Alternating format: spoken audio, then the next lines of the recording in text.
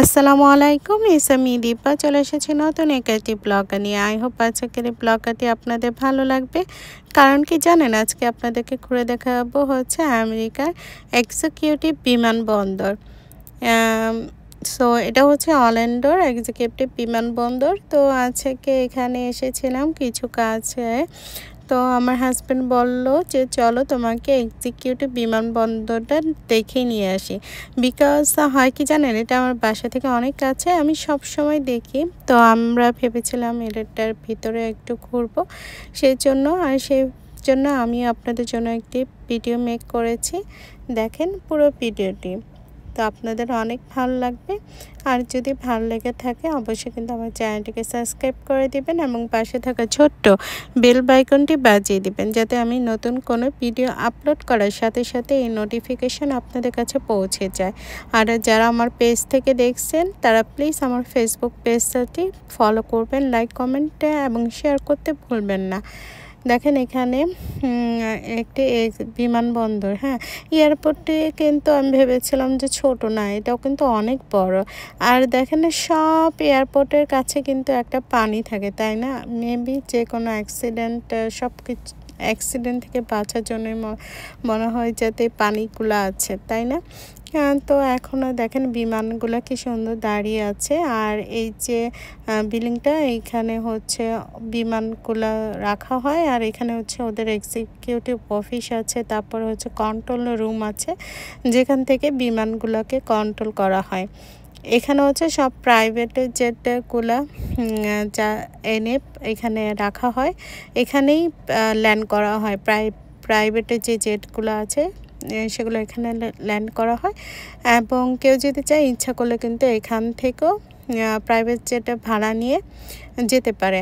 আবার অনেকে আসে যে অনেক কান্ট্রি থেকে আসে বা অনেক স্টেট থেকে আসে, যাদের নিজেদেরই কিন্তু প্রাইভেট জেট আছে, তারা হচ্ছে যে অরল্যান্ডো ফ্লোরিডাতে আসলো, এখানে হচ্ছে বিমানগুলা ল্যান্ড করে তারপর এখানেই ওদের কাছে হচ্ছে রেখে তারপরে হচ্ছে তো সব জায়গায় ঘোরাঘুরি করে যারা ভ্যাকেশনে আসে তারা। আর যাদের নিজস্ব এখানেই থাকে তারাও কিন্তু এখানেই তাদের বিমান রাখতে পারে।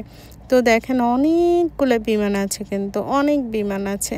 আর দেখেন কত বড় হচ্ছে স্পেসটা, অনেক বড়। এখানে একটা ব্ল্যাক কালারের যে বিমানটা দেখতে পেলাম। তো আমি ভেবেছিলাম যে বিমানগুলো ছোট না, বেশ বড় কিন্তু প্রাইভেট বিমানগুলো। তো এইটার ভিতরে আসলে ওইভাবে যাওয়া যায় না। আর হচ্ছে আমরা তো বাড়ি থেকে সব কিছু দেখলাম। আর এখানে হচ্ছে অনেক রেস্ট্রিকশন আছে। তারপরে হচ্ছে দেখলাম যে ওদের এক্সিকিউটিভ অফিসগুলোও আছে। আর দেখেন ওই যে ভিতরে যে ঘরগুলো গ্যারেজের মতো, সেটার ভিতরে কিন্তু অনেক বিমান আছে। আর এই যে দেখেন বিমানটা, এই বিমানগুলোকে হচ্ছে ওরা পার্কিং করেছে। দেখলাম যে ওরা ক্লিন করছে, মেবি এগুলো রেডি হচ্ছে, ফ্লাই করবে সেজন্য। তো দেখেন এই যে এখানে আরেকটা আছে, অনেক বিমান, তাই না? আর এই বিমানটা এখনই হচ্ছে ফ্লাই করবে, একদম রেডি হয়ে গেছে। দেখলাম এখানে পাইলটও উঠে গেছে। তো আপনাদের কাছে কেমন লাগছে অবশ্যই কিন্তু কমেন্ট করে জানাবেন। আর আমি আপনাদের জন্যই ভিডিওটি করলাম। তো দেখতে থাকুন পুরো ভিডিওটি। আই হোপ আজকের ভিডিওটি আপনাদের অনেক বেশি ভালো লাগবে। এরপর আমরা হচ্ছে চলে যাচ্ছি।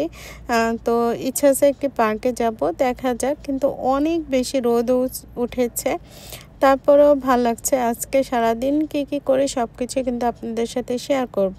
তো দেখেন এত সুন্দর মানে গাছগুলা, আর এত রোদ, কিন্তু গাছের ছায়া দিয়ে যখন যাচ্ছিলাম অনেক বেশি ভালো লেগেছে। আর আমার কাছে তো এই সবুজ প্রকৃতিগুলো দেখতে অনেক বেশি ভালো লাগে। তো দুই সাইডে হচ্ছে অনেক মানে বাড়ি, এগুলো হচ্ছে আই হোপ যে টাউন হাউস আছে আর হচ্ছে অ্যাপার্টমেন্ট। এই সাইডটাতে অ্যাপার্টমেন্টগুলো হচ্ছে অনেক বেশি। আর এখানে অনেকগুলো রেস্টুরেন্টে আছে। দেখা যাক যে বিকজ লাঞ্চেরও সময় হয়ে যাচ্ছে, দেখা যাক যে লাঞ্চ এখান থেকেও করতে পারি। তো এখন হচ্ছে যাচ্ছি, আর আমি হচ্ছে যেতে যেতে হচ্ছে ভিডিওগুলো করছিলাম, কারণ আমার কাছে এত বেশি সবুজ দেখতে এত ভালো লাগছিল। আই হোপ আপনাদের কাছে অনেক বেশি ভালো লাগছে। আর কারা কারা আমার মতো এরকম প্রকৃতি দেখতে আপনাদের অনেক বেশি ভালো লাগে সেটাও কিন্তু জানাবেন। আর গাছগুলো দেখছেন কিভাবে ডালপালাগুলা এমন হয়ে আছে যে পুরো রোডটার মাঝে মনে হয় যে ওরা ছায়া দিয়ে আছে। আর দেখেন রোদে কিন্তু অনেক ঝলঝল করছে, বাচ্চা গাছগুলোর জন্য কিন্তু এখানে অনেক বেশি ভালো লাগছে। আসলে গাছই হচ্ছে প্রাণ, তাই না? গাছই তো আমাদেরকে অক্সিজেন দিচ্ছে এবং আমাদের কাছ থেকে কার্বন ডাই অক্সাইড নিচ্ছে। তো এই যে দেখেন না, পাশে কিন্তু অনেক সুন্দর সুন্দর অ্যাপার্টমেন্ট আছে। এই অ্যাপার্টমেন্টগুলো না আমার অনেক বেশি ভালো লাগে।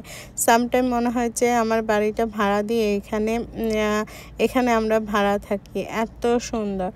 তো আমার হাজব্যান্ড বলতেছিল যে টেনশন করো না, মেবি নেক্সট টাইম হয়তো আরও ভালো কিছু হবে।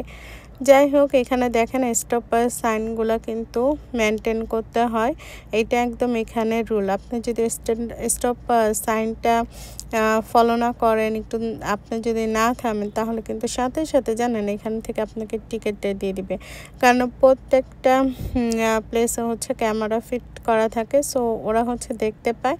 আপনি যদি রুলস না মানেন, অনেক সময় কিন্তু দেখা যায় কি সাইডে পুলিশ গাড়ি নিয়ে থাকে, হয়তোবা আমরা দেখছি না বা থাকে সাথে সাথে এসে দিয়ে যায়, অথবা আপনার বাসাতে মেল অ্যাড্রেসে হচ্ছে পাঠিয়ে দিবে।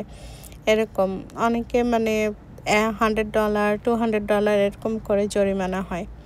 তো রুল রেগুলেশন তো এখানে অনেক বেশি মানতে হয়, সেই জন্য আমার ভালো লাগে। এই জন্য গাড়িগুলো যত স্পিড লিমিটটাও কিন্তু মেনটেন করতে হয়। যেমন আমরা এই এক এক রোডে এক এক স্পিডের লিমিট থাকে, ঠিক আপনাকে সেই স্পিডের লিমিটে গাড়ি চালাতে হবে। আপনি ইচ্ছা করলে জোরে চালাতে পারবেন না, বা আপনি ইচ্ছা করলে কিন্তু মানে স্লো চালাতে পারবেন না। আপনাকে হচ্ছে এখানে রুলসগুলো মেনে কিন্তু চালাতে হবে। এখানে বাড়িগুলো অনেক বেশি সুন্দর, তাই না? আমার কাছে তো অনেক ভালো লাগে বাড়িগুলো। যখনই আসি আমি তখনই এই বাড়িগুলো দেখি। তো এই যে এখানে আবার দেখেন কত রোদ দেখা যাচ্ছে। তো আমরা হচ্ছে পার্কে গিয়েছিলাম, এটা হচ্ছে মানে লেকের সাইডে পার্ক। ইনশাল্লাহ আমি আপনাদেরকে আবার আরেকদিন দেখাবো। তো আসলে এত বেশি রোদ, আমি জাস্ট একটু লাইভে গিয়েছিলাম, লাইভ করেছিলাম, তো ভালোই লেগেছে। এরপরে হচ্ছে আমরা চলে এসেছি লাঞ্চ করতে। তো এটা হচ্ছে আমাদের অনেক ফেভারিট একটা মানে বুফে।